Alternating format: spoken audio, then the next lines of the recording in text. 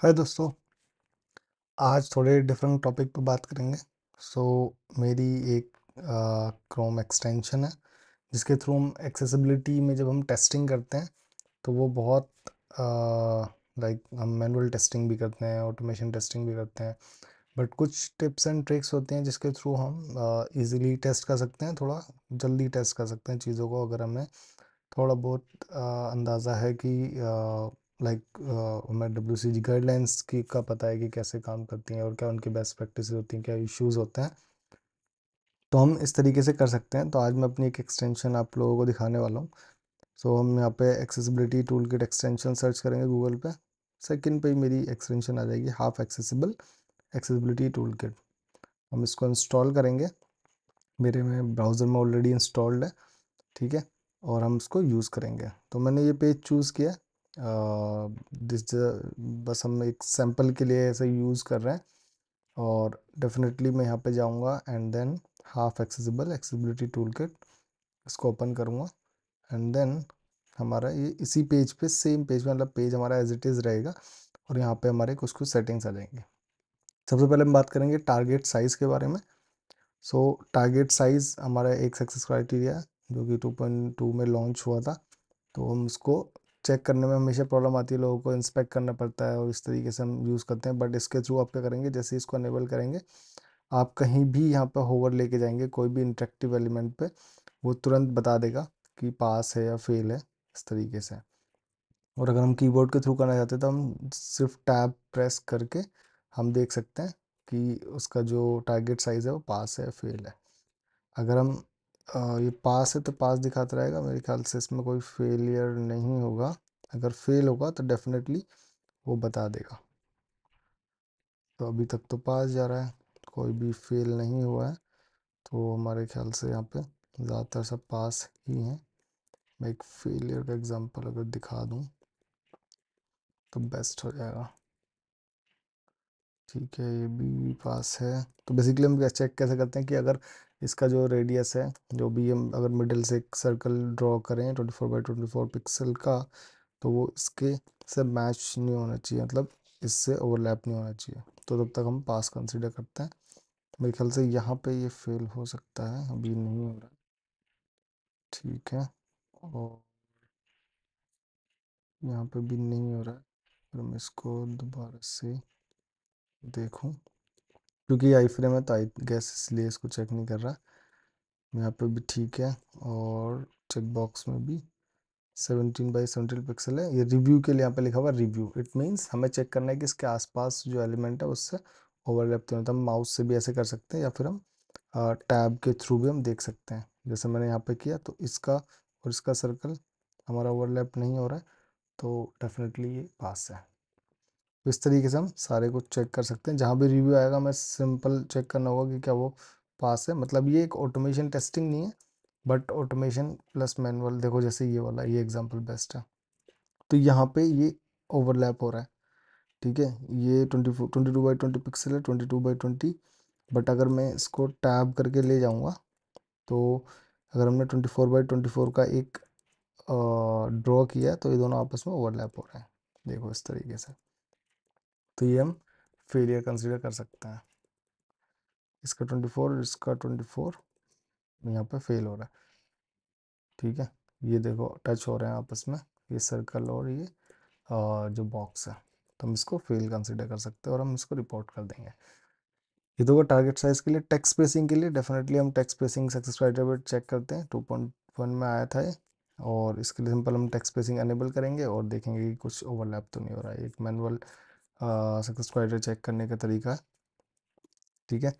और text spacing के बाद कुछ कुछ होता है कि जब हम कोई भी टेस्टिंग कर रहे हैं और हमें HTML चाहिए होता है, तो बहुत सारे लोगों को पता नहीं होता कि इंस्पेक्ट करके किस तरीके से हम कितना पार्ट उसका पर्टिकुलर लें। तो इसके लिए मैंने बनाया HTML इंस्पेक्टर। जैसे हम इसको अनेबल करेंगे तो हम जिस भी चीज़ पर होवर करेंगे, कोई भी एलिमेंट है तो उस पर अगर हमें इस पर्टिकुलर हेडिंग का HTML लेना है तो हम यहाँ पर सिंपल कॉपी HTML कर देंगे। अगर मुझे इस लिंक का लेना है तो मैं सिंपल कॉपी HTML कर दूंगा, तो ये इसका HTML आ जाएगा। ये रहा, यहाँ पे एंकर ही आ रहा है सिर्फ। तो उतना ही पार्ट जितना हाईलाइट हो रखा है उतना ही पार्ट हम कॉपी कर सकते हैं।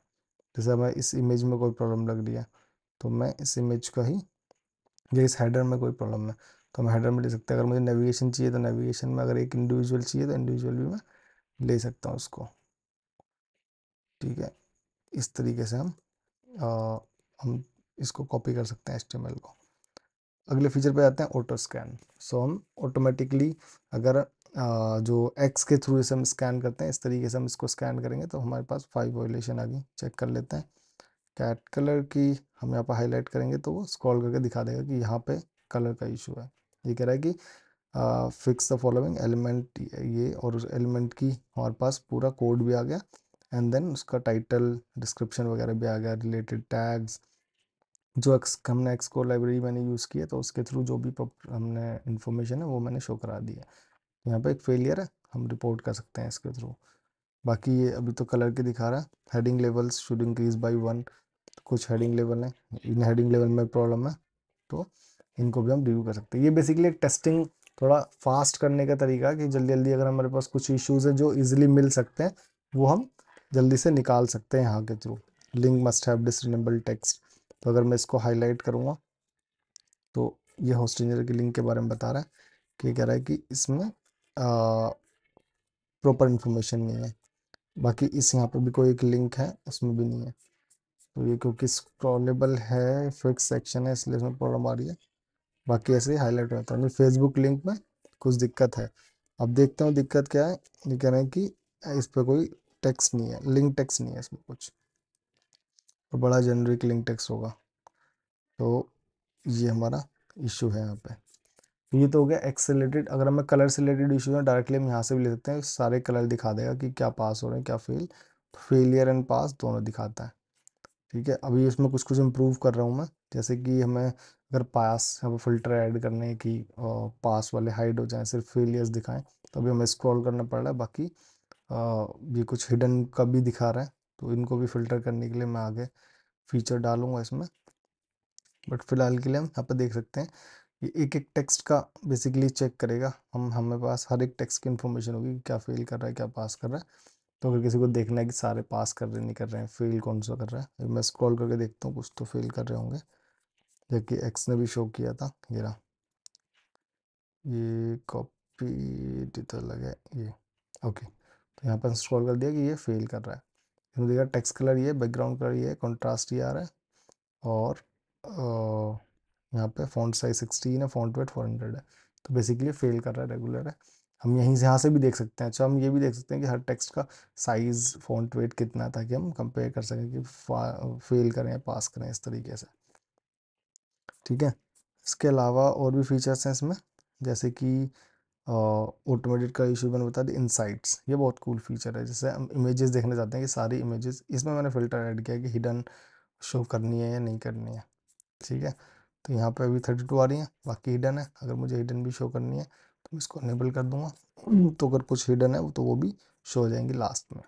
जैसे हिडन में कोई ऐसे इमेज है बट ये शो नहीं हो रही, और ये विजुअली हिडन है या फिर डिस्प्ले में लगा हुआ है, तो वो भी शो कर रहा है। अभी मैं इसको डिसेबल करके देखता हूँ, तो ये ऑल्ट है, ये हाईलाइट की इसने, तो हमने देखा कि इस वाले ब्लैक फ्राइडे डील को हाईलाइट कर रहा है, और ये दिखा रहा है कि ऑल्ट ये है इसका। तो हम डेफिनेटली तुरंत इशू डाल सकते हैं कि यहाँ पे ऑल्ट फेल कर रहा है, ऑल्ट हमारा सफिशिएंट होना चाहिए। हम यहाँ HTML भी कॉपी कर सकते हैं, और बहुत तेज़ी से हम इशू भी डाल सकते हैं। तो एक ईजी हो जाता है। बटन्स हमें हाईलाइट कराने हैं, लिंक्स हाईलाइट करानी है, तो लिंक है यहाँ पे। लिंक में हम प्रॉपर्टीज़ देख सकते हैं कि भाई यहाँ पर टेक्स्ट नहीं है, लिंक टेक्स्ट कोई भी, जैसा भी ऑटोमेटिक ने निकाला था कि लिंक टेक्स्ट का फेल कर रहा है, तो हमें यहाँ पता लगा टेक्स्ट कुछ नहीं है और कोई भी आर लेबल नहीं लगा हुआ। HTML भी हम यहाँ पे देख सकते हैं सारी इन्फॉर्मेशन, इसको मैं बड़ा भी कर सकता हूँ। तो यहाँ पे ये HTML है, SVG वगैरह यूज़ किया हुआ है, और हमारा फेल कर रहा है। ये ट्यूटोरियल्स है, ये भी एक अलग एंकर बना रखा है, और लॉगिन है हमारा पास, ये डन होगा।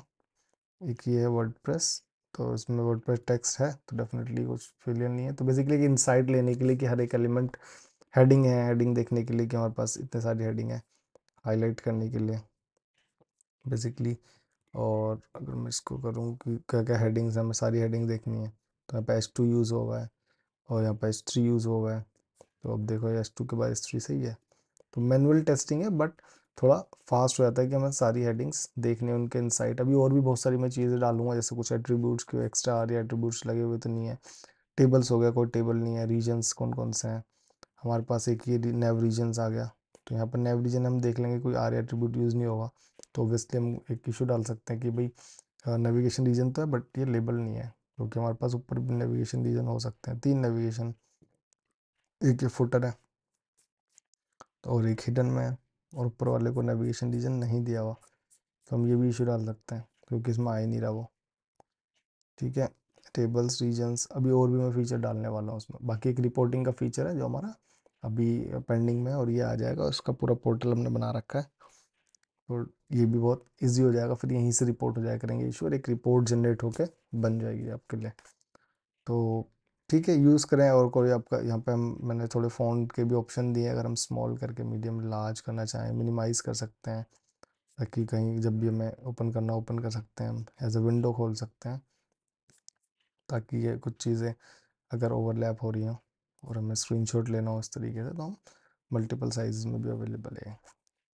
तो चेक करें इसे और बताएं कि क्या फीडबैक है, और अगर कुछ नया फीचर इसमें चाहते हैं और जो आपकी इजी करे, जबकि मैं और फीचर्स इसमें ऐड कर रहा हूँ। रिपोर्टिंग का बहुत अच्छा फीचर आने वाला है, जो कि मैक्सिमम चीज़ें ऑटोमेटिकली रिपोर्ट हो जाएंगी अगर हम कोई एलिमेंट पे कुछ चूज़ करके पर्टिकुलर ऑप्शंस और हम रिपोर्ट करना चाहते हैं। ठीक है, थैंक्स फॉर वॉचिंग।